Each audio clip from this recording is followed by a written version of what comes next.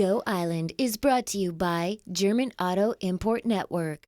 Happy birthday to you. Me. Happy birthday to you. Me. I've actually never been one to celebrate my own birthday for myself, but there's a story behind this get-up as we talk to the mayor today. It's a recap on Monday night's city council meeting. Thank you. Help in finding lost dogs on Vancouver Island. Skip the line with a new Victoria-based app, and the boys head to Gabriola Island with an hour on the clock. Yes, it is my birthday, and Rianne LaPlante, who you know from On Air, and Jocelyn Matwee, who you also know, said they had presents for me. But before I knew what the presents were, they said I had to promise to wear them on air. I said, but I'm interviewing the mayor today. They said, oh, we don't care, that's okay. And so this is what they've donned me with for today's entire show. I don't break my promises, but I also don't like to celebrate alone, so we brought something for you as well. Wait a minute, I didn't make that promise. Well, I don't take no for an answer on my birthday, so that's for you. Thank you very much. To join in the celebrations today. Thank you. You wear it well. Oh, looks fabulous. Please. Looks fabulous, doesn't it? That's the end of my career. Is that what you're saying? It's only the beginning. It's only the beginning. We'll be back with some more serious stuff about the most recent city council meeting in Nanaimo. But first, we're throwing things over to Rianne LaPlante. When you lose your dog, it's devastating. And it's nice to know that there are people on Vancouver Island who are here to help you out.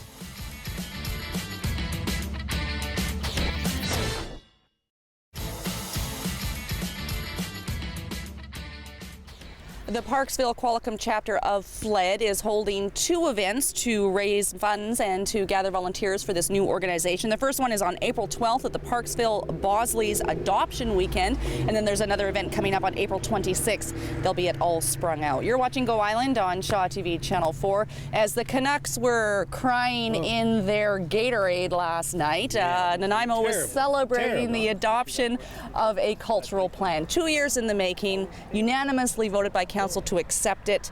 What does this mean for the city?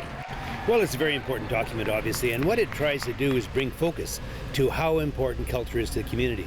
You know, in culture, even the word means different things to different people. But, you know, when we get the chance to catalog all that we have and show people all the many things that are available in the community from a cultural standpoint. And that can be performing arts theaters. There's a small one on Victoria Road, 25 Victoria Road. It gives a little bit of support for the future of that because there was some doubt about that. We're looking at expanding the Port Theatre in time and having a little bit more upscale rehearsal area added to it. We have some beautiful parks in Nanaimo. All of this is part of cultural. And culture, you know, also has the opportunity to expose and maybe expand our multicultural aspect. And this is important too. Our Nanaimo history is so important to bring that forward. And that's all part of culture. Okay, is this new for the city? I get a little bit confused because there's always documents in process, there's always input being sought, which is a good thing, but it's been hard to see where we're at. Is this plan replacing another one, or did we not have a plan before? Well, we've had various plans, but I think this one in particular is a really all-inclusive plan. And people who have a chance and would like to go through the document can do so online and just go onto the city website and pull it up, and there it is. It's a very, very thick, comprehensive document. But we spent a lot of time, and Councillor Fred Patchy was instrumental in leading the group through this. Susan Samborski, also from staff, has done a wonderful job in this document. And we really are, the city's proud of this document, and we feel this is really a blueprint on how we can move forward from a cultural standpoint. Sort of a maturing of the city, it feels like. We're growing up. We're There's getting no more some blue class. collars anymore. No. Excellent. I read recently somewhere that we need to stop thinking about art as something to look at and possess, but rather as an experience. And it's pretty reassuring to know that we can move forward in the Harbour City experiencing culture and art. We'll be back with more with the mayor after a short break. Still to come today on Go, using technology to skip the lineups, and a Gabriola adventure as Todd and Derek try to beat the clock.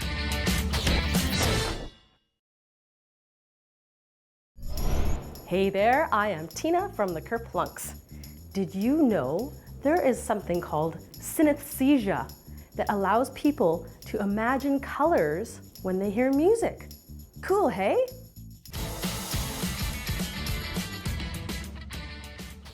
Yes, we have some pranksters at the office. Rianne LaPlante and Jocelyn Matt. We thought it would be funny that I interviewed the mayor dressed like this today because I had a birthday this week. It didn't come up at City Council on Monday night, but keeping the staff at City Hall very, very busy these days, the budget. And I know there's a line there for Kate's birthday somewhere, so I'm sort of waiting for the celebration to begin from City Hall any minute. Oh, I see. Let me look up. I think I'll be waiting a long time.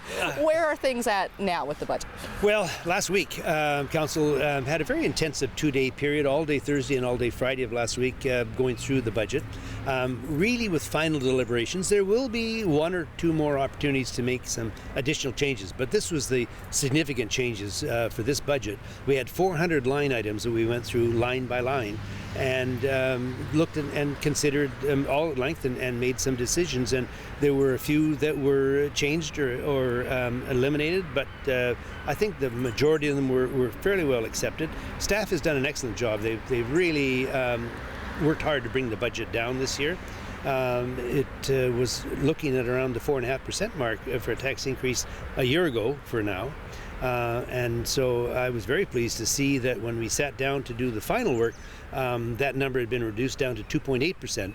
And what the deliberations intended to do late last week to see if there's any chance to reduce it further than that. So I'm assuming it'll be somewhere between 2.5 and 2.7%. I know you'd mentioned attrition is a big part of this. Well, attrition is important, and I know that in the case of the city manager, Ted Swaby has made a very credible job in reducing the very senior staff, and that has resulted in about a 10% reduction in our senior staff. So that has an implication in the budget, obviously, and I think that as we move forward, we're trying to do more with less, and this is something that everyone, I guess, is doing as well.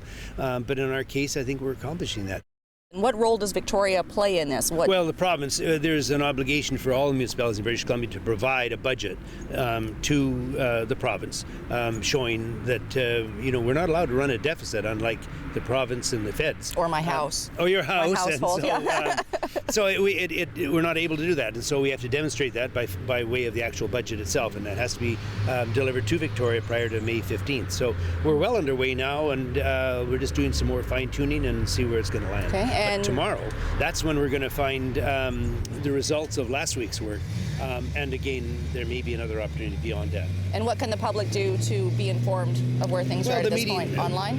Yeah, online, sure. Okay. The meeting will be public tomorrow, but it'll be here at City Hall, and the presentation probably won't take that much time. It's really to learn where we are and what we yet have to achieve, if we can achieve any more than we've done. Mm-hmm. Thank you. Okay, and of course, by the time this hits the air, that presentation has probably already happened, but don't worry, the results of which are posted at nanaimo.ca, and City Hall here is always open to your questions, comments, feedback, and it's not an easy job by any means, but they want to hear what you have to say. We're going to throw things down to Victoria now. Sucheta Singh, looking at how technology, I'm going 4 minutes on this bridge, can you believe it, is helping our lives become easier, and it's certainly no exception when it comes to avoiding lineups at restaurants.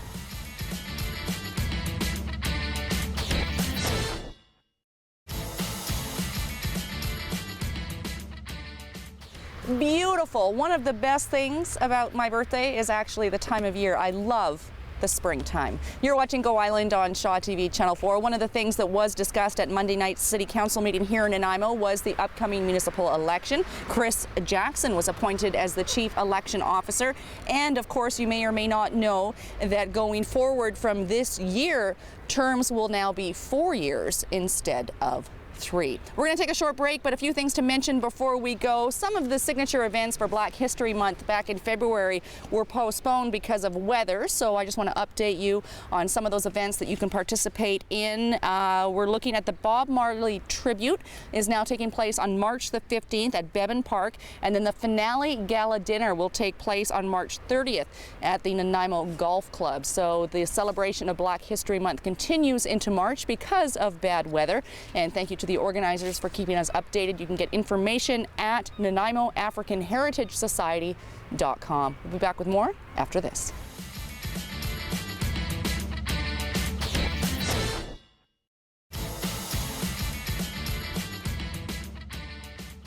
The feedback that we get from our signature series, Clocked, just keeps growing. We're continually told how much people are enjoying this show. Todd and Derek do a great job, even if they never let me win. I really do try to stump them. Let's see if we can do it this time around as they head over to Gabriola Island.